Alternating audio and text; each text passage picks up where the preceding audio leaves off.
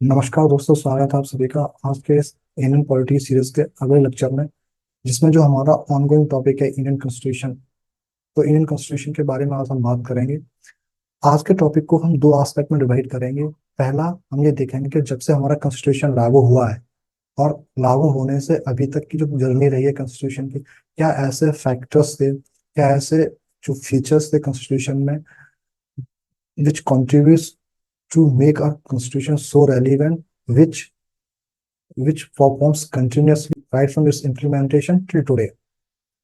Second aspect में हम बात करेंगे salient features of the Indian constitution के। इस लेक्चर से पहले वाले लेक्चर में हमने देखा था, हमने समझा था कि जो बेसिक अंडरस्टैंडिंग थी कॉन्स्टिट्यूशन की, वो हमने समझने की कोशिश की कि कॉन्स्टिट्यूशन क्या होता है, कॉन्स्टिट्यूशन के क्या फंक्शन है और क्यों हमें कॉन्स्टिट्यूशन की नीड हुई, कॉन्स्टिट्यूशन की लेजिटिमेसी और लेजिटिमेसी एंड अथॉरिटी के बारे में हमने पिछले लेक्चर में जाना था। ना आज हम सबसे पहले ये समझते हैं कि कोई भी कॉन्स्टिट्यूशन, एक अच्छा कॉन्स्टिट्यूशन कैसे बनता है।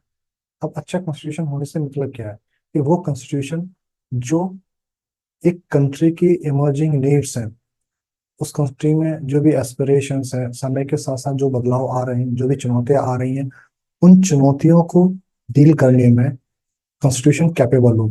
साथ ही साथ वो कॉन्स्टिट्यूशन उस सोसाइटी की एस्पिरेशंस को, उस सोसाइटी के गोल्स को भी रिफ्लेक्ट करता हो। कॉन्स्टिट्यूशन होने के लिए जरूरी है कि उस कॉन्स्टिट्यूशन की बुनियाद इन तीन चीजों पर आधारित हो। पहला, past experiences. Second, learning lessons from present circumstances. And third, future vision and progressive outlook of the society. तो पास्ट एक्सपीरियंस उस देश में लोगों के बीच, लोगों में कुछ ऐसे फंडामेंटल प्रिंसिपल्स, कुछ ऐसे फंडामेंटल वैल्यूज डेवलप करते हैं, फिर चाहे वो किसी फॉरेन रूल के डोमिनेंस के खिलाफ फाइट करने की वजह से डेवलप हुए हो, या फिर उस कंट्री के जो सोशल सिस्टम है, उस सोशल सिस्टम के अंदर परसिस्टिंग और एग्जिस्टिंग सोशल इविल्स या डिस्क्रिमिनेटरी प्रैक्टिसेस के खिलाफ लड़ाई की वजह से इमर्ज हुए हैं। तो जब उस देश के संविधान निर्माता उस देश के लिए संविधान बना रहे होते हैं, तो उन्हें इस बात का ध्यान रखना चाहिए कि जो भी पास्ट एक्सपीरियंसेस हैं उस सोसाइटी के, जो भी ओवर द टाइम जो वैल्यूज, जो प्रिंसिपल्स डेवलप हुए हैं, जो भी एस्पिरेशंस डेवलप हुए हैं उस समाज के लोगों की, उन एस्पिरेशंस को, उन गोल्स को, उन वैल्यूज को उस संविधान में रिफ्लेक्ट करना चाहिए।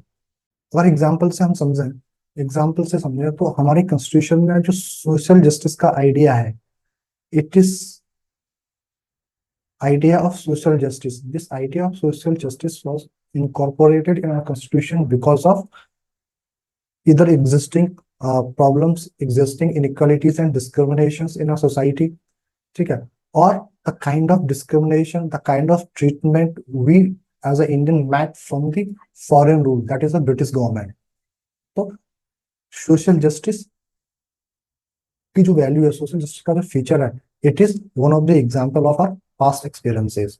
Second, learning lessons from present circumstances, यानी जब किसी देश का संविधान बन रहा होता है, तो उस टाइम पर जो भी इवेंट्स हुए, जो भी पॉलिटिकल इवेंट्स हैं, जो भी सर्कमस्टांसेस हैं, they very much influence the making of the constitution. ये ऑब्वियस है कि जब वो कॉन्स्टिट्यूशन, तो तो ये ऑब्वियस होता है कि जो संविधान निर्माता, जो कॉन्स्टिट्यूशन मेकर्स होते हैं, वो उस कंटेम्पररी प्रॉब्लम्स को डील करने के लिए काफी सारे ऐसे सॉल्यूशंस प्रोवाइड करते हैं जो उन प्रॉब्लम्स को डील करें, और ऐसे ही सॉल्यूशंस उस संविधान में हमें देखने को मिलते हैं। एग्जाम्पल के तौर पे हम देखें, इंडिया को जब आजादी मिली, तो आजादी के साथ इंडिया का पार्टिश पार्टीशन भी हुआ, जो कि धर्म के आधार पर था। तो हालांकि हमारे जो नेशनल लीडर्स थे, वो सुबह से ही इस बात के लिए प्रतिबद्ध थे कि जब हमारा भारत आजाद होगा, तो हम एक सेक्युलर कंट्री बनाएंगे, हमारा आजाद भारत एक सेक्युलर कंट्री होगा। लेकिन जब पार्टीशन हुआ, तो ये एक बहुत बड़ा प्रश्न चिन्ह खड़ा करता है कि क्या जो इंडियंस हैं, they were capable to make a country as a secular और नॉट। तो इस तरह की कंटेम्पररी सिचुएशंस ने हमारे कॉन्स्टिट्यूशन मेकर के सामने चैलेंज खड़ा किया, लेकिन इस चैलेंजेस के बावजूद भी हमारे कॉन्स्टिट्यूशन मेकर्स की जो commitment towards the secular nation थी वो और ज्यादा फर्दर स्ट्रेंथन हुई। और इसी के चलते कॉन्स्टिट्यूशन, हम अपने कॉन्स्टिट्यूशन में देखते हैं कि कई सारे ऐसे प्रोविजंस हैं जो हमारे देश को धर्म के आधार पर, जाति के आधार पर या लैंग्वेज के आधार पर बांटने से रोकते हैं। साथ ही साथ संविधान में ऐसे प्रोविजंस को इनकॉर्पोरेट किया गया जो इस बात का ख्याल रखें कि जो different different different different communities हैं, इनके डिफरेंट कल्चर हैं, इनकी डिफरेंट रिलीजियस प्रैक्टिसेस हैं, तो उनकी डिफरेंट कल्चर, उनकी रिलीजियस प्रैक्टिसेस को प्रोटेक्शन प्रोवाइड किया जाए और रिकॉग्नाइज किया जाए, और उन्हें फ्रीडम दिया जाए कि वो अपने जो भी कल्चर है, जो भी रिलीजियस प्रैक्टिसेस हैं, या फिर जो लैंग्वेज है, उसको फ्रीली एक्सरसाइज कर सके। थर्ड चीज, future vision and progressive outlook. अगर किसी संविधान में, अगर कोई भी कॉन्स्टिट्यूशन अगर विजनरी नहीं है, प्रोग्रेसिव नहीं है, तो वो कॉन्स्टिट्यूशन बहुत लंबे समय तक नहीं रहता है।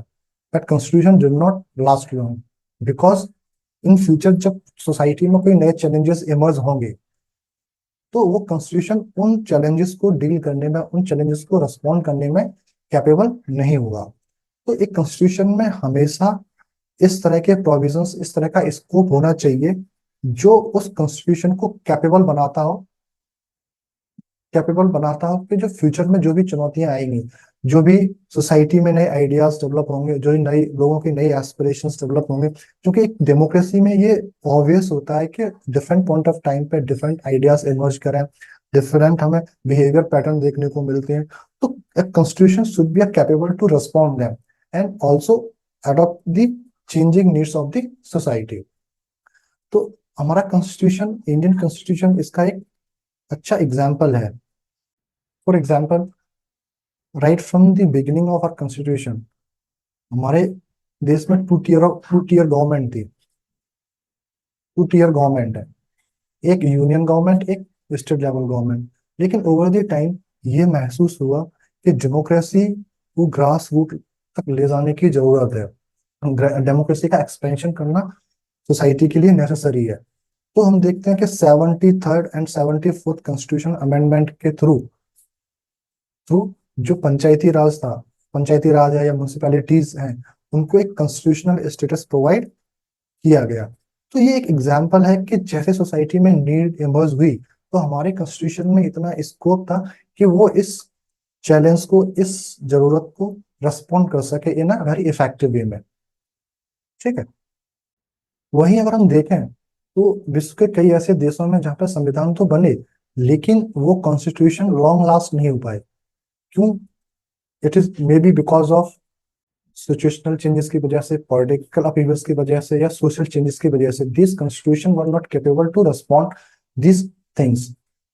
फॉर एग्जाम्पल, हम अगर फ्रांस का कॉन्स्टिट्यूशन देखें, फ्रेंच कॉन्स्टिट्यूशन देखें, तो हम जानते हैं कि पिछले 200 सालों के अंदर फ्रेंच कॉन्स्टिट्यूशन को कई बार रीराइट किया गया है। यानी प्रीवियस कॉन्स्टिट्यूशन को हटाकर उसकी जगह नया कॉन्स्टिट्यूशन बनाया गया। ऐसे ही हम अगर देखें रशिया में, तो रशिया में पिछले 75 ईयर्स के दरमियान रशिया में 4 बार से अधिक, 4 टाइम से ज्यादा कॉन्स्टिट्यूशंस को रीराइट किया गया है, या प्रीवियस कॉन्स्टिट्यूशंस को हटा के नए कॉन्स्टिट्यूशन बनाए गए। ऐसा क्यों हुआ? ऐसा इसलिए हुआ क्योंकि this constitutions were made in such a way that they have a lack of scope to adopt changes and respond to the emerging new situations and challenges in the society. Hence, it is very important in a democratic society that the constitution must be based on all these three things. Now, challenges before newly independent India and its constitution makers. यानी जब हमारा भारत आजाद हुआ, तो हमारे देश के सामने और जो कॉन्स्टिट्यूशन मेकर्स थे उनके सामने कई काफी सारे चैलेंजेस थे। क्यों? ऐसा क्यों था? क्योंकि भारत जैसे एक बड़े देश में है और जहाँ पे इतनी सारी डाइवर्सिटी है, उसके लिए संविधान बनाना कोई आसान काम नहीं था, पहली चीज।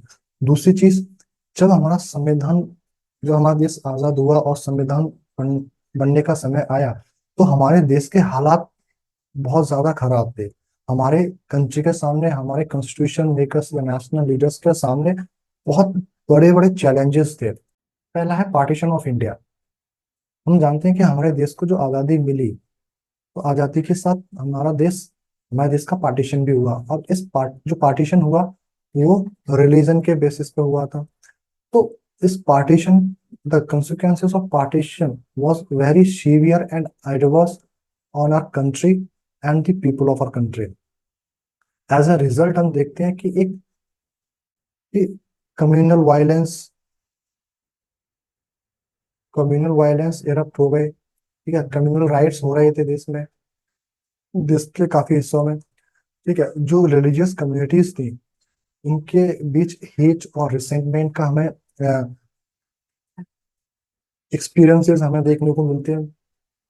साथ ही साथ हम देखते हैं कि काफी सारा डिस्प्लेसमेंट भी हुआ था लोगों का। कुछ लोग इंडिया से पाकिस्तान माइग्रेट करके गए, पाकिस्तान से इंडिया माइग्रेट करके आए।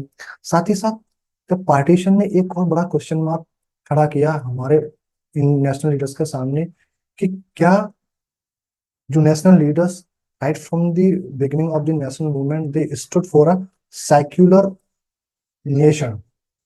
तो सेक्युलर नेशन, तो क्या ये constitution makers as national leaders हैं, they are capable now to make up India as a secular country? तो ये पार्टीशन की वजह से हमें इस तरह के चैलेंजेस हमें देखने को मिलते हैं। दूसरा चैलेंज था इंटीग्रेशन ऑफ प्रिंसली स्टेट। हम जानते हैं कि जब भारत आजाद हुआ, माउंटबेटन प्लान के बाद ये डिक्लेयर कर दिया गया था कि जो भी इंडिया का पार्टीशन होगा और पाकिस्तान डोमिनियन और इंडियन डोमिनियन दो कंट्री बनेंगे। साथ ही साथ जो प्रिंसली स्टेट्स थी उनको राइट्स दिए गए कि या तो वो पाकिस्तान डोमिनियन के साथ मर्ज कर जाए या इंडियन डोमिनियन के साथ मर्ज कर जाए, या फिर उनके पास राइट्स था कि वो as a separate nation declare कर लें अपने आप को।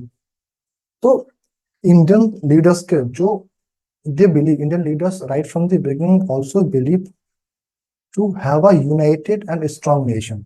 बट इस तरह की जो प्रॉब्लम्स थी, they create a major challenge before them. Third thing, poor and economic financial conditions. हम जानते हैं कि 200 साल के ब्रिटिश रूल ने हमारी कंट्री को बुरी तरह से एक्सप्लॉइट किया था। हमारी कंट्री का में जो इंडस्ट्री थी उनको डिस्ट्रॉय किया, यानी कंट्री को डी इंडस्ट्रियलाइज कर दिया कंप्लीटली। इंडस्ट्रियलाइजेशन हुआ, फिर चाहे वो कॉटेज इंडस्ट्री हो या हैंडीक्राफ्ट इंडस्ट्रीज हो, उनको कंप्लीटली डिस्ट्रॉय किया। एग्रीकल्चर सेक्टर भी एग्रीकल्चर सेक्टर को भी बुरी तरह से डिस्ट्रॉय किया। ना तो कोई इरिगेशन की फैसिलिटीज थी, जो मॉडर्न मीन्स मॉडर्न टेक्नोलॉजी थी विच वर absence in our agriculture sector, and that's why our agriculture sector function very poorly. Third thing, India में इंडिपेंडेंस के टाइम में कोई बड़ी इंडस्ट्री ही नहीं थी। ठीक है, और भी ऐसे कई सारे चैलेंजेस थे इंडिया के सामने। साथ ही साथ हम देखते हैं कि पार्टीशन हुआ तो काफी लोग डिस्प्लेस, 10 लाख से ज्यादा लोग इंडिया में एज अ रेफ्यूजी बन के आए। ठीक है, तो इनके रिहेबिलिटेशन को लेके जो जो इंडियन गवर्नमेंट में बहुत ज्यादा फाइनेंशियल प्रेशर था। साथ ही साथ पार्टीशन के टाइम में हम ये भी देखते हैं कि जो भी वेल्थ और एसेट्स थी उसको डिस्ट्रीब्यूट कर दिया गया था between India and Pakistan, which further weaken our economic and financial conditions. Fourth important fourth जो चैलेंज था, that is a existing social challenges. We know for long time हमारी सोसाइटी में काफी सारी इनइक्वालिटीज परसिस्ट कर रही एग्जिस्ट एग्जिस्ट करती थी। डिस्क्रिमिनेटरी प्रैक्टिसेस फॉलो की जाती थी, फिर चाहे वो रिलीजन के बेसिस पे हो या फिर कास्ट के बेसिस पे हो। ठीक है, हमारी कंट्री में बहुत ज्यादा पॉवर्टी थी, बहुत ज्यादा इलिटरेसी थी। ठीक है, health condition almost health care almost absence था, एंड एक्सेट्रा। ऐसे काफी सारे चैलेंजेस थे। तो इस तरह के जब चैलेंजेस हमारे सामने थे, तो जो कॉन्स्टिट्यूशन मेकर कॉन्स्टिट्यूशन बना रहे थे, तो उनके दिमाग में ये सारी बातें चल रही थी कि किस तरह से हम इन जो भी चैलेंजेस हमारे सामने हैं उनको कैसे डील किया जाए, किस तरह के प्रोविजंस बनाए जाए जिससे ये इंश्योर किया जाए कि इन फ्यूचर इस तरह ये प्रॉब्लम्स और आने वाली न्यू प्रॉब्लम्स को हमारा कॉन्स्टिट्यूशन कैपेबल हो डील करने में ना। तो हम देखते हैं कि चैलेंजेस चैलेंजेस तो काफी सारे थे, साथ ही साथ अगर हम देखें तो कुछ एडवांटेजेस भी थे हमारे नेशनल लीडर्स के पास। क्या एडवांटेजेस थे वो देखते हैं। Much of the consensus on nature of democratic India was already built. Freedom struggle के टाइम पर डिफरेंट पॉलिटिकल पार्टीज और जो मेजर पॉलिटिकल ग्रुप्स हैं या मेजर सोशल ग्रुप्स हैं, ओवर द टाइम एक कंसेंसस बिल्ड हो गई थी कि जब हमारा भारत आजाद होगा तो हमारा आजाद भारत एक डेमोक्रेटिक एंड रिपब्लिक कंट्री बनेगा। पहली चीज तो इस पर बहुत ज्यादा टाइम और डिबेट एंड डिस्कशन की हमारे कॉन्स्टिट्यूशन मेकर्स को जरूरत नहीं पड़ी, क्योंकि ये ऑलरेडी डिसाइडेड था। Second is familiarity with political institutions of colonial rule, which helped developing institutional designs. हम जानते हैं कि from 1861 onwards से इनका पार्टिसिपेशन जो भी डेमोक्रेटिक इंस्टीट्यूशंस थी ब्रिटिश गवर्नमेंट के द्वारा इस्टेब्लिश की गई। रिमेम्बर, जो मैं डेमोक्रेटिक इंस्टीट्यूशन बोल रहा हूँ, they are by nature in a democratic institution, but they are solely exist or established to fulfill the exclusive interest of the British rule। तो वो इंस्टीट्यूशंस इंडियंस के इंटरेस्ट में नहीं थी। हालांकि लेकिन हम देखते हैं कि इंडियन का पार्टिसिपेशन ऑल इन माइनॉरिटी में और विदाउट एनी इफेक्टिव से Indians were participated in British institution over the time.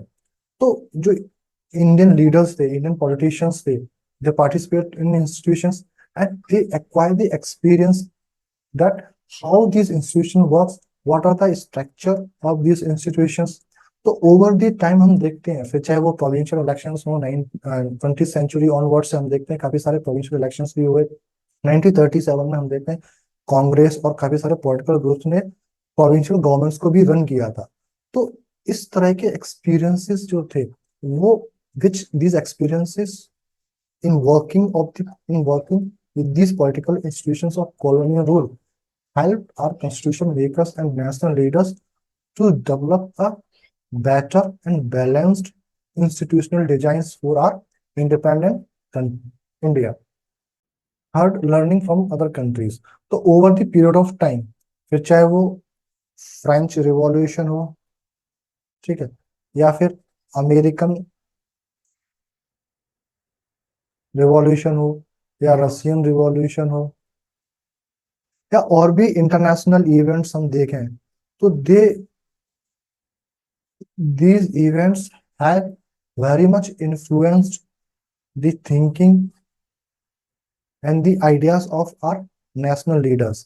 For example अगर हम देखें तो जो आइडिया था liberty, equality and fraternity which are constitution makers borrowed from the French revolution, ऐसे ही अगर हम सोशियो और इकोनॉमिक राइट्स की बात करें तो which we adopted basically from the Russian constitution.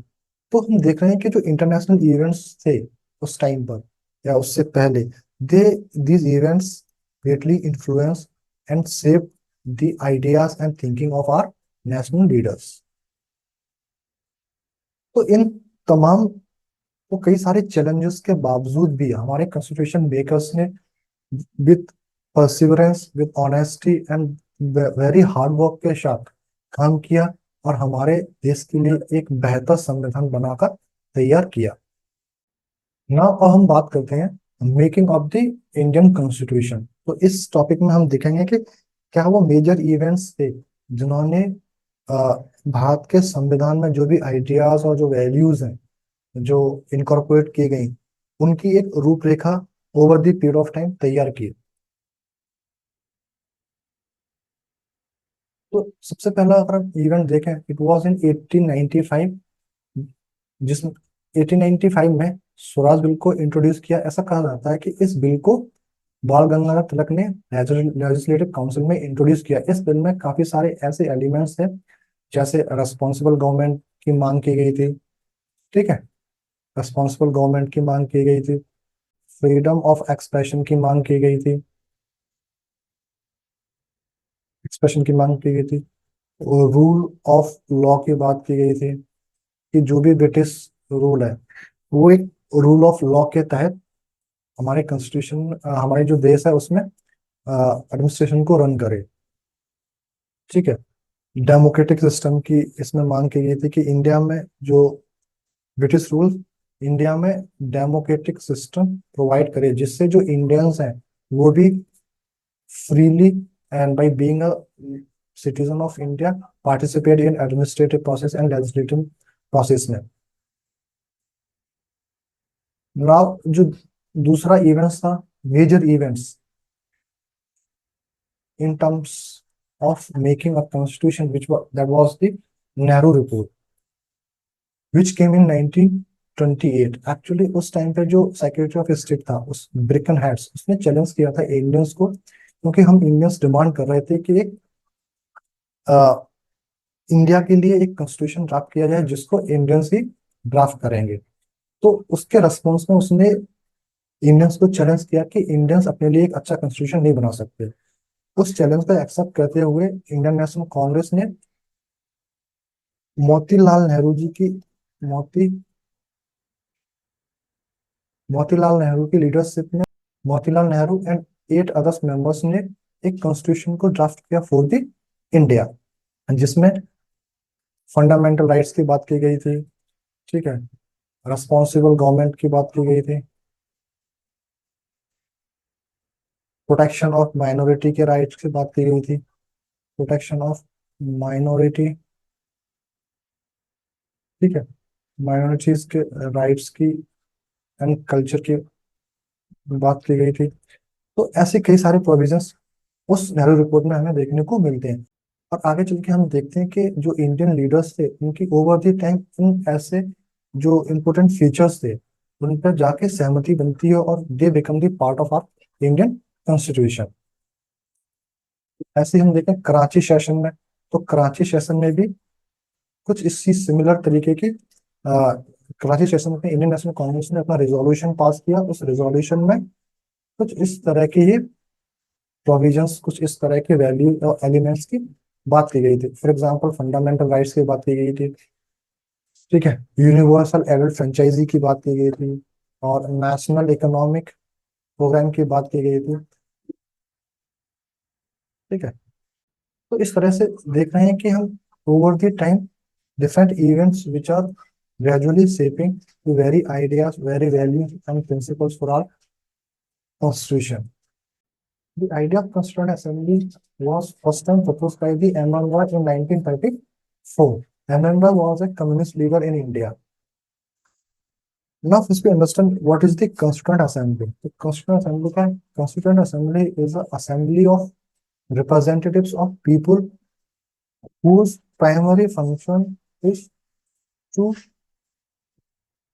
making a constitution for the country. Now, इस आइडिया को फर्दर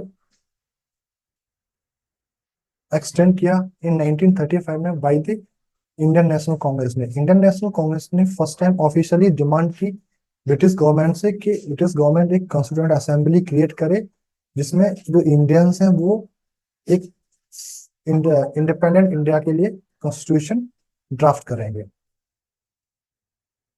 अगेन इन 1935 में पंडित जवाहरलाल नेहरू ने डिक्लेयर किया कांग्रेस के बिहाफ पे कि the constitution of free India must be framed without outside interference by a constituent assembly elected on the basis of adult franchises. तो इस तरह से हम देख रहे हैं कि जो कॉन्स्टिट्यूएंट असेंबली का आइडिया था और कॉन्स्टिट्यूएंट असेंबली को ले क्रिएशन को लेके जो डिमांड इंडियन नेशनल लीडर्स कर रहे थे over the time, it further strengthened and finally in 1940 में जो ब्रिटिश गवर्नमेंट है वो फर्स्ट टाइम ऑफिशियली एक्सेप्ट करती है for the demand of constituent assembly. इस इन अगस्त ऑफ 1940 में ब्रिटिश गवर्नमेंट कहती है कि ओके, हम एक कॉन्स्टिट्यूएंट असेंबली क्रिएट करेंगे जिसमें मेनली इंडियंस होंगे। हाउएवर इस अगस्त ऑफर में कुछ ऐसे प्रोविजंस, कुछ ऐसी कंडीशंस थी जैसे डोमिनियन स्टेटस हो गया। ठीक है। डोमिनियन स्टेटस हो गया, veto power to the minority को दी थी, which was rejected by the Indian National Congress में। तो यहाँ पर बात नहीं बनी। अगेन नाइन क्रिप्स मिशन आता है 1942 में और क्रिप्स मिशन अपने रिकमेंडेशन में अगेन एक्सेप्ट करता है कि हम तैयार हैं इंडिया के लिए एक कॉन्स्टिट्यूंट असेंबली बनाएंगे जिसमें ओनली इंडियंस होंगे, ठीक है, and these Indians will decide the nature and the structure of the constitution for India. लेकिन इस क्रिप्स मिशन में भी कुछ ऐसे प्रोविजंस थे which was not accepted to the Indian leaders, जैसे अगेन डोमिनियन स्टेटस इसमें ऑफर किया गया था, ठीक है। और इसमें एक प्रॉब्लम बड़ी थी कि जो प्रिंसली स्टेट्स थे, जो भी प्रिंसली स्टेट्स थे, उनको राइट्स दिए गए थे कि अगर वो चाहें तो वो अपने लिए एक अलग से कॉन्स्टिट्यूंट असेंबली बना सकते हैं, यानी वो अपने लिए एक इंडिपेंडेंट नेशन भी क्रिएट कर सकते हैं, which was not accepted because it was the this thing was against the very idea of a united India, and it was rejected by the Indian leaders. Again 1946 में, again 1946 में British government एक mission भेजती है 3 members का, which is known as a cabinet mission. The cabinet mission again accepted the demand of creation of constituent assembly for independent India, ठीक है। And in cabinet mission plan में, cabinet mission plan में कहा गया कि जो constituent assembly होगी उसमें जो ब्रिटिश प्रोविंसेस से जो भी रिप्रेजेंटेटिव्स होंगे, these were elected by the provincial legislative assembly, plus जो भी प्रिंसली स्टेट्स होंगी वो अपने रिप्रेजेंटेटिव्स को, प्रिंसली स्टेट्स से जो भी रिप्रेजेंटेटिव्स आएंगे उन्हें उस प्रिंसली स्टेट्स का जो हेड होगा वो नॉमिनेट करके कॉन्स्टिट्यूंट असेंबली में भेजेगा। और फाइनली कैबिनेट मिशन ही हम बेस बनता है, कैबिनेट मिशन प्लान के बेसिस पे ही इंडिया के लिए जो कॉन्स्टिट्यूंट असेंबली फॉर्मुलेट की गई, और उस कॉन्स्टिट्यूंट असेंबली ने फाइनली जाके इंडिया के कॉन्स्टिट्यूशन को बनाया ना। जैसे मैंने ये बताया कि जो कॉन्स्टिट्यूंट असेंबली बनाई गई it was based on the cabinet mission plan, ठीक है। तो according to the cabinet mission plan क्या क्या कंडीशंस दी गई थी? पहली कंडीशन थी कि allocation of seats in each province and princely states. हम जानते हैं कि इंडिया को अगर हम रीजन वाइज देखें तो 2 कैटेगरी में डिवाइड थी। एक जो ब्रिटिश इंडिया थी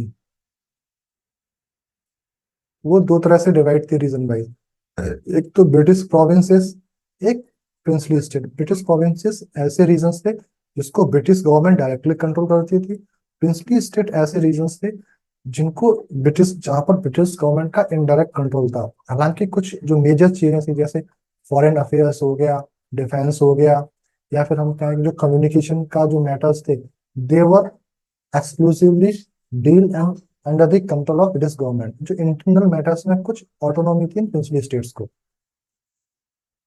ठीक है। तो जो भी सीट्स का अलोकेशन होगा in each provinces and princely state में it was in proportion to their respective population. तो जिस प्रोविंसेस में, जिस प्रिंसली स्टेट में जितनी जो भी पॉपुलेशन होगी उस पॉपुलेशन के बेसिस पे उन रीजन्स को सीट्स अलॉट की जाएगी। तो फाइनली क्या हुआ था कि 10 लाख का क्राइटेरिया रखा था कि 10 लाख पॉपुलेशन पे एक सीट अलॉट की जाएगी, ठीक है। And the division of seats allotted to each province among 6 Muslims and generals in proportion to their population. और जो प्रोविंसेस थे, यानी जो ब्रिटिश प्रोविंसेस थे, उसमें फर्दर जो अलोकेशन ऑफ सीट्स था उसको डिवाइड किया बेस्ड ऑन 3 क्राइटेरिया। एक सिख कम्युनिटी का क्राइटेरिया बनाया, दूसरा मुस्लिम कम्युनिटी, और तीसरा जनरल। तो इन कम्युनिटीज की जितनी भी पॉपुलेशन होगी तो उस प्रोविंसेस में जितनी भी टोटल सीट्स होंगी उन टोटल सीट्स को इन 3 कम्युनिटीज की पॉपुलेशन के अकॉर्डिंग डिवाइड किया जाएगा, ठीक है। And representative of each communities were elected by members of that community in provincial legislative assembly bye the method of proportional representation by means of single transferable vote.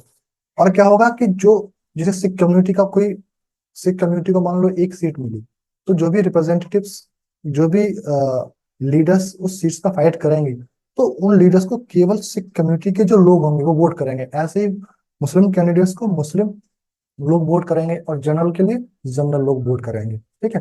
Bye the proportional representation, by the method of proportional representation and means of single transferable vote, representatives of principal state were nominated by heads of principal state, जिसको मैंने अभी discuss कर चुका हूँ।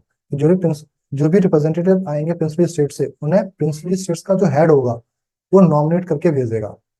तो इस तरह से हम देखें कैबिनेट मिशन प्लान के अकॉर्डिंग जो टोटल स्ट्रेंथ बनी कॉन्स्टिट्यूएंट असेंबली की, दैट वाज 389, जिसमें से ब्रिटिश प्रोविंसेस से कितने रिप्रेजेंटेटिव्स थे, 296, और प्रिंसिपल स्टेट से 93 रिप्रेजेंटेटिव्स थे। ठीक है।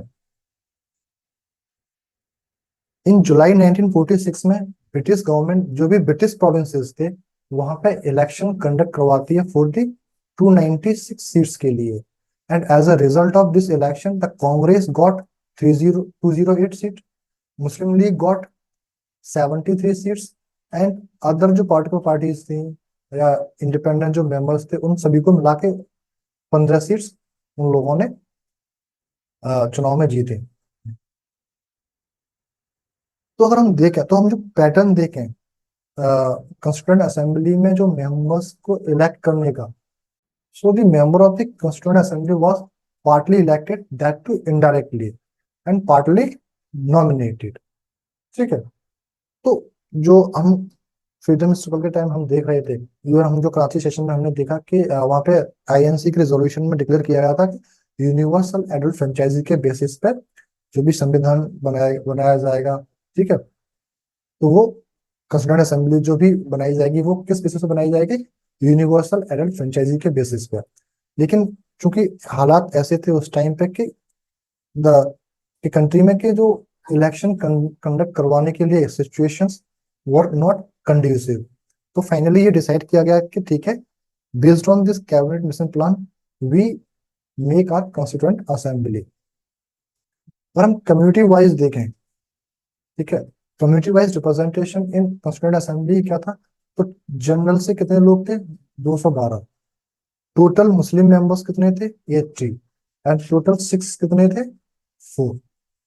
और ये जो कम्युनिटी वाइज रिप्रेजेंटेशन में बात कर रहा हूँ, ये ब्रिटिश प्रोविंसेस की बात कर रहा हूँ मैं, प्रिंसली स्टेट्स की नहीं। ठीक है ना। तो इस तरह से हमने देखा कि कॉन्स्टिट्यूएंट असेंबली थी वो बनके तैयार हो गई। कॉन्स्टिट्यूएंट असेंबली बनी तो उसमें कुछ अपॉइंटमेंट्स भी किए गए, जैसे प्रेसिडेंट का, प्रेसिडेंट कॉन्स्टिट्यूएंट असेंबली का प्रेसिडेंट कौन होगा, वाइस प्रेसिडेंट्स की अपॉइंटमेंट की गई। ठीक है। तो डॉक्टर सचिदानंद सिन्हा को कॉन्स्टिट्यूएंट असेंबली का टेम्पररी मेंबर बनाया गया by following the French practice. क्योंकि doctor Sachidanand Sinha was a senior member in the constituent assembly, तो इन्हें टेम्पररी प्रेसिडेंट बनाया गया। फाइनली इन 11 दिसंबर 1946 को डॉक्टर राजेंद्र प्रसाद को कॉन्स्टिट्यूएंट असेंबली के द्वारा इलेक्ट किया गया as a president of the constituent assembly. Constituent assembly में दो वाइस प्रेसिडेंट थे, पहले एच.सी. मुखर्जी, ठीक है, एंड वी.टी. कृष्णमाचारी। और कॉन्स्टिट्यूएंट असेंबली के जो कॉन्स्टिट्यूशनल एडवाइजर थे, कॉन्स्टिट्यूशन कॉन्स्टिट्यूशनल एडवाइजर के रूप में सर बी.एन. राय को अपॉइंट किया गया। नाउ तो हम देखें कि जो कॉन्स्टिट्यूएंट असेंबली की जो पहली बैठक हुई वो 13 दिसंबर 1946 को से पहली बैठक शुरू हुई। यहाँ पे आपको ध्यान देना है कि पहली बैठक में जो मुस्लिम लीग था उसने इसको बॉयकॉट किया था।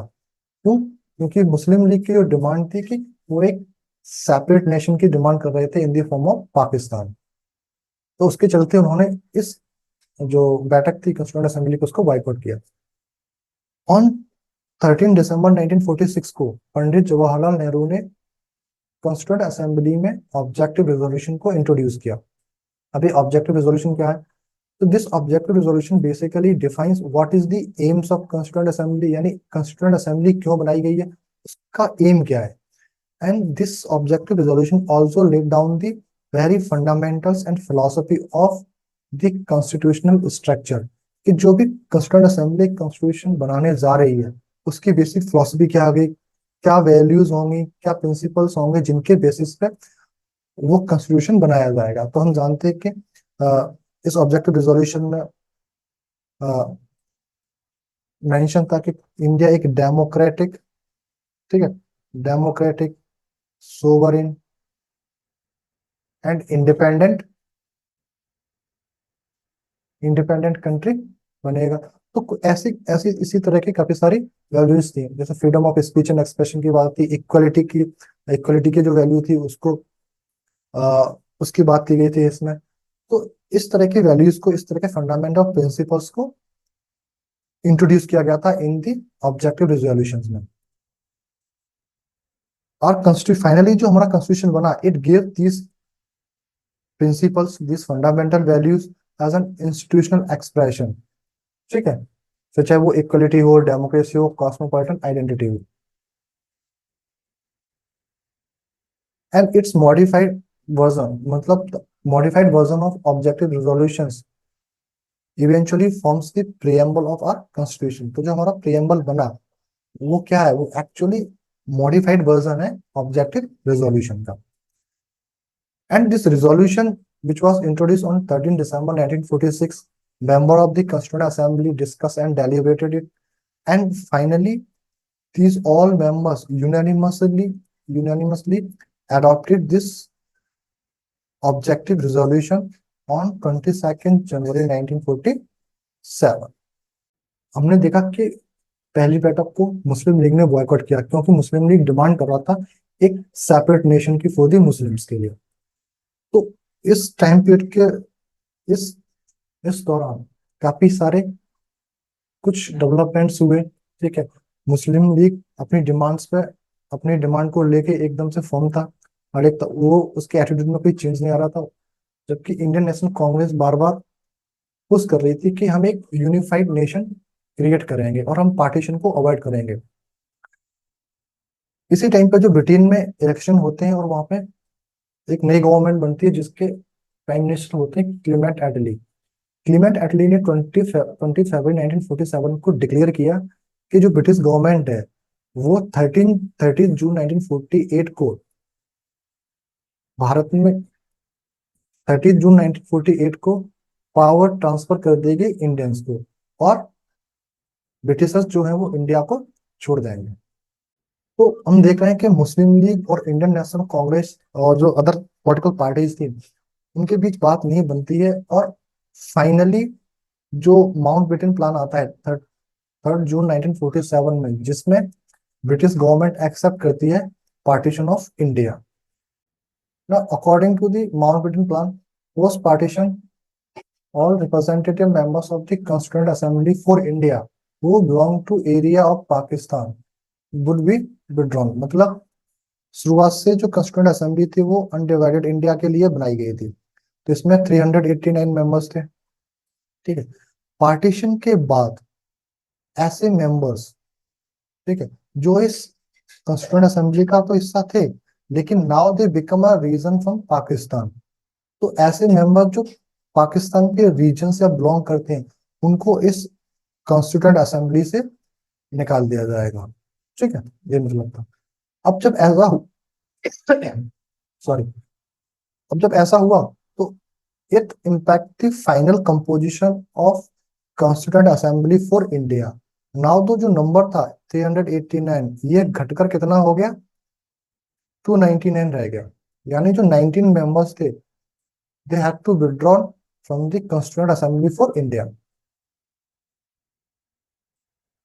अब जो फाइनल कंपोजिशन बनी, अब जो टोटल स्ट्रेंथ बची किसके लिए, for the constituent assembly for India के लिए, नाउ इट वाज 299, जिसमें से जो ब्रिटिश प्रोविंसेस से जो मेंबर्स थे नाउ दे आर 229, और जो प्रिंसिपल सीट से जो नॉमिनेटेड मेंबर थे नाउ दे आर 70 मेंबर्स।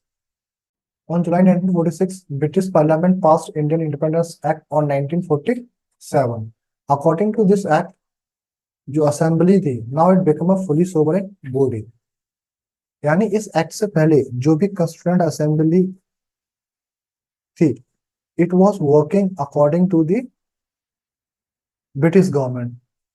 उसकी मीटिंग कब होनी है, ठीक है, उसके जो डिफरेंट अदर प्रोसीजर्स हैं उनको अल्टीमेटली कौन डिसाइड कर रहा था? ब्रिटिश गवर्नमेंट कर रही थी। But by this act now this constituent assembly for India become a fully sovereign body. अब ये कॉन्स्टिट्यूएंट असेंबली खुद ही डिसाइड करेगी कि उसे कब मीटिंग करनी है, कितनी कमिटीज फॉर्म करनी है उसको, और भी जो डिफरेंट डिफरेंट प्रोसेस थे उन सबको अल्टीमेटली ना कौन डिसाइड करेगा? This constituent assembly for India itself. तो जब ये assembly as a constituent assembly work करती है तो इसके जो चेयरमैन होते थे that was the doctor Rajendra Prasad. Now this act also make this constituent assembly as a legislative body, क्योंकि हम जानते हैं कि हमारा कॉन्स्टिट्यूशन फाइनली 26 जनवरी 1950 को इम्प्लीमेंट हुआ। तो और कॉन्स्टिट्यूशन बनना कब से चालू हुआ? 9 दिसंबर 1946 से बेसिकली। तो इस टाइम पीरियड में कंट्री को गवर्न करने के लिए, कंट्री में लॉ एंड ऑर्डर को मेंटेन करने के लिए कुछ गवर्नमेंट के पास पावर होगी, कुछ लॉ होने चाहिए। तो जुलाई 1946 में जो एक्ट आया, दिस एक्ट इनेबल्स और कॉन्स्टिट्यूएंट असेंबली के वो एज अ लेजिस्लेटिव बॉडी भी फंक्शन करेगी, और वो लेजिस्लेटिव बॉडी कंट्री के लिए जो भी रिक्वायर्ड लॉज हैं, जो भी रूल्स एंड रेगुलेशंस हैं, this legislative body form this laws. तो जब ये constituent assembly as a legislative body work करती तो इसके जो चेयरमैन होते थे वो जीबी मावलंकर थे। G B Mavalankar acted as a chairman when this constituent assembly acted as a legislative body. Third जो प्रोविजन था इस एक्ट के अंदर कि जो मुस्लिम लीग्स थे, Muslim leagues members from Pakistan region from the constituent assembly of India, कि जो भी इंडिया की जो कॉन्स्टिट्यूएंट असेंबली थी उसमें काफी सारे मेंबर्स थे। अब ऐसे मेंबर्स जो अब पाकिस्तान की टेरिटरी से बिलोंग करते हैं, नाउ दिस मेंबर को, नाउ अब उन मेंबर्स को इस कॉन्स्टिट्यूएंट जो असेंबली फॉर इंडिया थी उस असेंबली से उनको निकाल दिया जाएगा ना। हम जानते हैं कि कॉन्स्टिट्यूएंट असेंबली बनकर तैयार हो गई, लेकिन कॉन्स्टिट्यूएंट असेंबली के पास बहुत ज्यादा काम था। कॉन्स्टिट्यूशन भी बनाना था, उसे एज अ लेजिस्लेटिव बॉडी भी एक्ट करना था। तो एक कॉन्स्टिट्यूएंट असेंबली कैसे प्रॉपर और इफेक्टिवली एंड एफिशिएंटली फंक्शन करे, इसके लिए कॉन्स्टिट्यूएंट असेंबली ने कुछ कमिटीज को फॉर्मुलेट किया in order to avoid mismanagement and balance the burden of work. एक constituent assembly created different committees, जिसमें से जो 8 कमिटीज थी वो बहुत ही इंपोर्टेंट कमिटीज है ना। हम एक से डिस्कस करते हैं उन कमिटीज के बारे में। तो सबसे इंपोर्टेंट जो कमिटी थी that was a drafting committee. इस कमिटी का काम क्या था? Its responsibility was to prepare a draft for the new constitution. Now this drafting committee was headed by the doctor B R Ambedkar, यानी B R Ambedkar was the chairman of this drafting committee. Other members were N Gopal Swami Ayyangar, Alladi Krishnamachari Ayyar, Alladi Krishnaswami Ayyar, doctor K M Munshi, Syed Mohammad Saadulla, N Madhavrao and T T Krishnamachari. इन दो नाम को आपको ध्यान देना है। शुरुआत में एन माधवराव और T T Krishnamachari was not the member of drafting committee. The original member was the B L Mitter and T P Khaitan, but इनमें इनकी तबीयत खराब होने की वजह से they do not he do not he did not no longer work as a member of the drafting committee, और TP Khaitan की डेथ होने की वजह से इन दोनों मेंबर्स को रिप्लेस किया बाई एन माधव राव ने बी एल मित्र को रिप्लेस किया, और टी टी कृष्णाचारी ने टीपी केतान को रिप्लेस किया। तो आपको ये दो नाम बहुत ध्यान से याद रखने का, कई बार एग्जाम में ये बात पूछ ली जाती है। तो इस तरह से हम देखते हैं कि ड्राफ्टिंग कमेटी में टोटल 7 मेंबर्स थे। कितने? 7 मेंबर्स थे।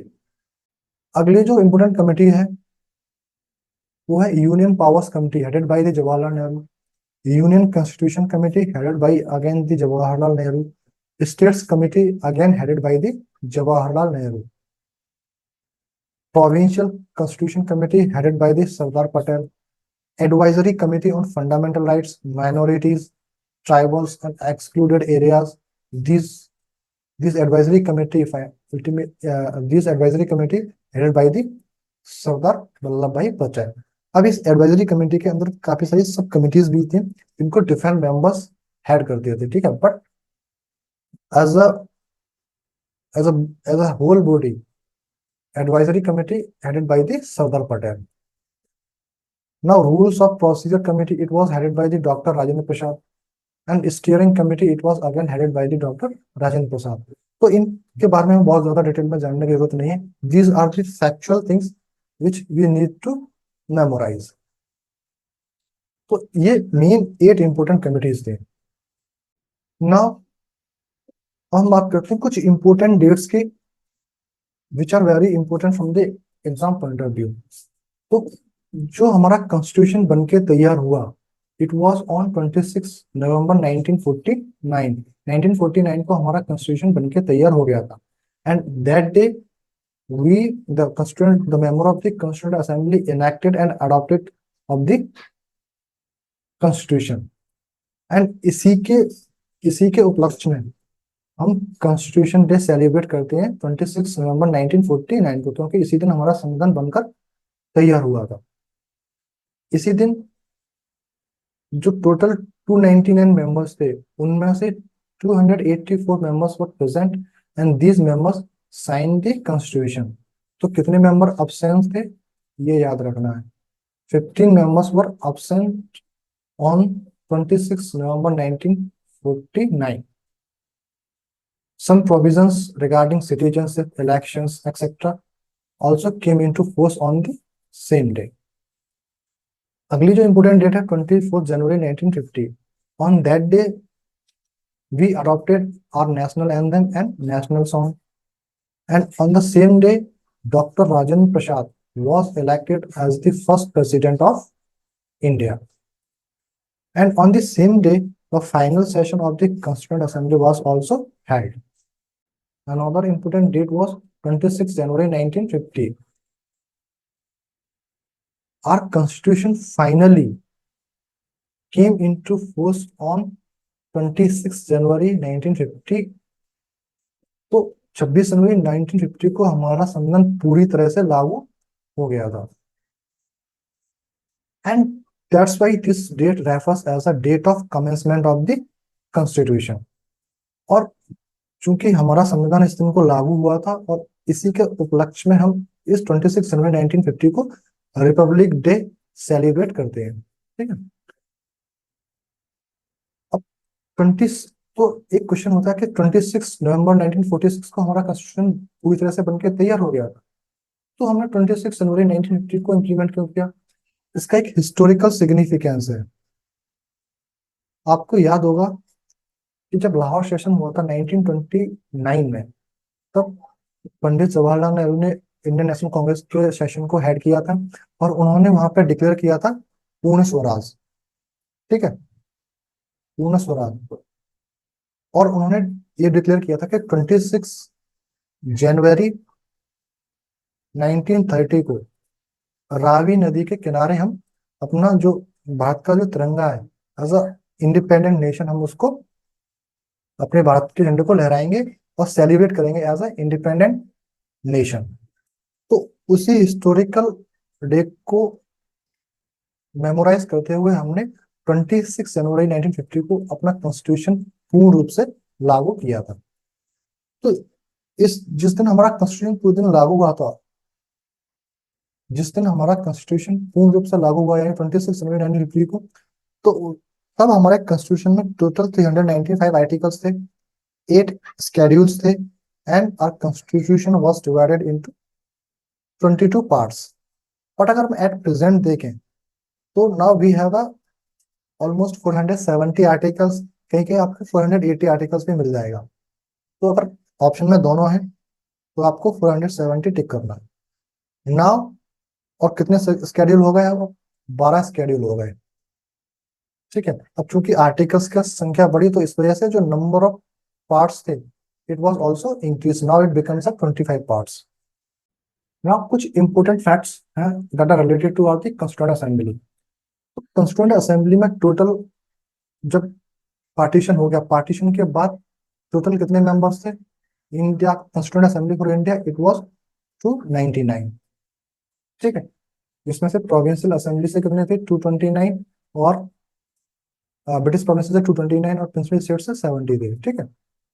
तो कंस्टिट्यूएंट असेंबली में टोटल नंबर ऑफ वुमेन कितनी थी?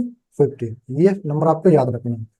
जैसे कुछ नाम्स मैंने यहाँ पे मेंशन किए, जैसे राजकुमारी अमित कौर, दुर्गाबाई देशमुख, रेणुका राय, पूर्णिमा बनर्जी, सरोजनी नायडू, विजय लक्ष्मी पंडित एक्सेट्रा। इस तरह से 15, टोटल 15 वुमेन्स थे। This womens also play a crucial role in making our constitution.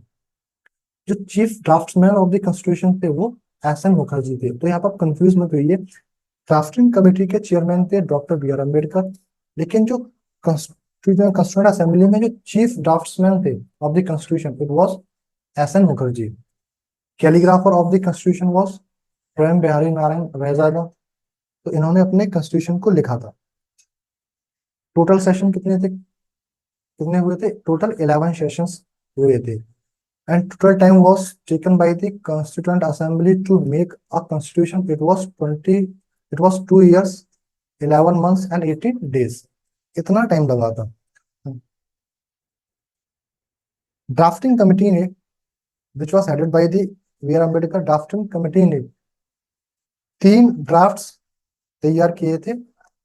और पहला ड्राफ्ट था, पहला ड्राफ्ट जो ड्राफ्टिंग कंपनी ने तैयार किया था उसको पब्लिश किया फरवरी 1948 में, जिसमें 7 से 8 महीने का टाइम दिया था पब्लिक को कि पब्लिक उस ड्राफ्ट को रीड करे, उनके प्रोविजंस को रीड करे, और जो भी फीडबैक है, चाहे क्रिटिसिज्म हो, सजेशंस हो, जो भी रिकमेंडेशंस हो, वो कॉन्स्टिट्यूएंट असेंबली को दे। कॉन्स्टिट्यूएंट असेंबली क्या करेगी? उन पे डिस्कशन एंड डेलिब्रेशन करेगी और जो भी रेलिवेंट होंगे उनको अडॉप्ट करेगी। सेकेंड जो ड्राफ्ट तैयार किया गया और पब्लिश किया गया, it was on October 1948। Again public से पूछा गया कि आप फिर से जो मॉडिफाइड ड्राफ्ट है उसको पढ़िए, कोई भी कमेंट है, कोई भी सजेशन है, कोई भी क्रिटिसिज्म है, तो आप फिर से दीजिए। तो फिर से जो पब्लिक ने कमेंट्स, जो भी क्रिटिसिज्म थे या जो भी रेलिवेंट एस्पेक्ट का जो भी सजेशन थी, पब्लिक ने कॉन्स्टिट्यूएंट असेंबली को दिए और उन पर काफी सारी रिकमेंडेशंस पर कॉन्स्टिट्यूएंट असेंबली ने डिस्कशन एंड डेलिब्रेशन भी किया। एंड फाइनली, तो फाइनल जो ड्राफ्ट था वो 4 नवंबर 1948 को इंट्रोड्यूस किया गया था कॉन्स्टिट्यूएंट असेंबली में। तो जितने भी ड्राफ्ट इंट्रोड्यूस किए गए, तो उन ड्राफ्ट्स पे जो टोटल बहस हुई कॉन्स्टिट्यूएंट असेंबली के अंदर, इट वाज 140 डेज। जो ड्राफ्ट कॉन्स्टिट्यूशन था उस पर टोटल 140 डेज में डेज की बहस हुई थी कॉन्स्टिट्यूएंट असेंबली के अंदर। नाउ अब एक और हम सब टॉपिक देखते हैं कि लेजिटिमेसी ऑफ और the authority of the Indian constitution. तो जैसे हमने इस पहले वाले लेक्चर में हमने पढ़ा था कि जनरल अंडरस्टैंडिंग दी थी कॉन्स्टिट्यूशन की, और हमने इसमें देखा था कि कोई कॉन्स्टिट्यूशन, किसी भी कॉन्स्टिट्यूशन की लेजिटिमेसी और अथॉरिटी क्या है। तो हमने वहां पे देखा था कि कुछ सर्टेन स्टैंडर्ड्स थे, अगर कोई भी कॉन्स्टिट्यूशन उन स्टैंडर्ड्स को मीट करता है तो हम कहते हैं कि वो कॉन्स्टिट्यूशन के पास एक्चुअल और लेजिटिमेट अथॉरिटी है उस कंट्री को गवर्न करने के लिए। तो क्या ये लेजिटिमेसी और अथॉरिटी इंडियन कॉन्स्टिट्यूशन के पास है कि नहीं, आइए हम डिस्कस करते हैं। पहला है composition of the constituent assembly. तो हम देखते हैं कि कॉन्स्टिट्यूशन, जिन लोगों ने कॉन्स्टिट्यूशन बनाया, तो उनके पास जो, क्या उनके पास पब्लिक क्रेडिबिलिटी थी, यानी लोगों का उनमें विश्वास था। तो हाँ, जो भी कॉन्स्टिट्यूशन, जो भी मेंबर्स थे कॉन्स्टिट्यूएंट असेंबली फॉर इंडिया के, they were basically indirectly elected by the uh, members of the provincial legislative assembly who were elected directly elected by the people of the provinces। ठीक है, तो एक तरह से हम कह सकते हैं कि yes, people have a faith in the member of the constituent assembly because these because the representatives in constituent assembly represents almost all section of the society, फिर चाहे वो रिलीजन के बेसिस पे हो, डिफरेंट लैंग्वेजेस के, different races पे, caste classes के basis पे। तो हम देख रहे हैं कि ऑलमोस्ट हर सेक्शंस के representatives were present in the constituent assembly. Allegiance to democratic values, जो कॉन्स्टिट्यूएंट असेंबली थी it follows the democratic values. ठीक है, चाहे वो डिस्कशन एंड डेलिब्रेशन हो या जो भी डिफरेंट प्रोसीजर्स कॉन्स्टिट्यूएंट असेंबली ने अडॉप्ट किए गए, this procedures adopted after a debate and discussions, and when these all members reached on A consensus, okay, कि हमें ये प्रोसीजर जो है, ये भी जो प्रोसीजर्स हैं, जो भी प्रोसेस रहेगी कॉन्स्टिट्यूशन को बनाने की, हम फाइनली सब जो तो फाइनली जो भी कंस्टिट्यूंट असेंबली के मेंबर्स थे उन्होंने अपने उस प्रोसेस को अपनी कंसेंट दी, और उस प्रोसीजर्स और प्रोसेस को अडॉप्ट किया गया। एंड फाइनली हम देखते हैं कि जो कंस्टिट्यूंट असेंबली थी उसमें डिफरेंट सेक्शंस के लोग represent, different section of society को उसके रिप्रेजेंटेटिव रिप्रेजेंट कर रहे थे कंस्टिट्यूंट असेंबली में। तो ऑब्वियस है कि वो लोग अपने सेक्शंस के, अपनी कम्युनिटी के इंटरेस्ट को भी टेक केयर करेंगे, पर eight the same time these members give primacy to the interest of the entire nation, कि as a nation, as a united nation के लिए क्या इंपॉर्टेंट है, एक यूनाइटेड नेशन के इंटरेस्ट के लिए क्या बेहतर है। तो कंस्टिट्यूंट असेंबली के मेंबर्स ने primacy the interest of the nation over the interest of their community और द सेक्शंस। दूसरा जो important aspect standard, that was the principle of deliberation. जैसे मैंने कहा, जो कंस्टिट्यूंट असेंबली थी उसने principle of deliberation and discussions को अडॉप्ट किया, और जो भी डिफरेंट डिफरेंट प्रोविजंस थे, यानी each provisions of the constitution was discuss in detail and in comprehensive manners में, ठीक है। And most of the provisions of the constitution were incorporated after building a consensus. Very few provisions in the constitution over which voting was done, otherwise mostly जो provisions हैं Indian constitution में वो consensus create करने के बाद ही adopt किए गए। Third, inheritance of national movement, यानी क्या कॉन्स्टिट्यूशन हमारा जो भी पास्ट में हमारे एक्सपीरियंसेस थे, जो भी वैल्यूज, जो भी प्रिंसिपल्स को हमने अपहोल्ड किया ड्यूरिंग द नेशनल मूवमेंट, क्या उनको रिफ्लेक्ट करता है, क्या उनको इनकलकेट करता है खुद में? Yes, our constitution shows the values and principles which upheld and consensus built upon these values and principles, or finally became the philosophy and very foundation of the constitution. Example, चाहे हम we were stood for the democracy, democratic institution के लिए, ठीक है, fundamental rights के लिए, protection of minority rights, minority rights and cultures, ठीक है, एक्सेट्रा। तो ऐसे काफी सारे जो वैल्यूज और प्रिंसिपल्स थे जिनको हमने अपहोल्ड किया, and we these principles and values were incorporated in our constitution. And at the same time balanced institutional arrangement, हमें अपने कॉन्स्टिट्यूशन में जो भी different organ of the government है या जो भी इंडिपेंडेंट कॉन्स्टिट्यूशन बॉडीज हैं, हमें उनमें एक प्रॉपर बैलेंस देखने को मिलता है। How? By incorporating the principle of checks and balance, यानी हमारी जो कॉन्स्टिट्यूशनल या जो भी इंस्टीट्यूशंस हैं हमारे इंडियन पॉलिटिकल सिस्टम में, there is a proper balance bit among them. कोई भी एक इंस्टीट्यूशन पावर कंसंट्रेशन करके हमारे कॉन्स्टिट्यूशन को डिस्ट्रॉय नहीं कर सकती। There is a proper check and balance, and at the same time there is also a division of power among different organs of the government and at the different level of the government as well, ठीक है। तो ये चीजें prove करती हैं कि yes, our Indian constitution have a legitimate authority and it represents the will of the people of India, will of people of India, okay. तो आज के लेक्चर में यहीं तक, अगले लेक्चर में हम बात करेंगे जो सेलिएंट फीचर्स हैं इंडियन कॉन्स्टिट्यूशन के, उनके बारे में बात करेंगे। तब तक के लिए थैंक यू।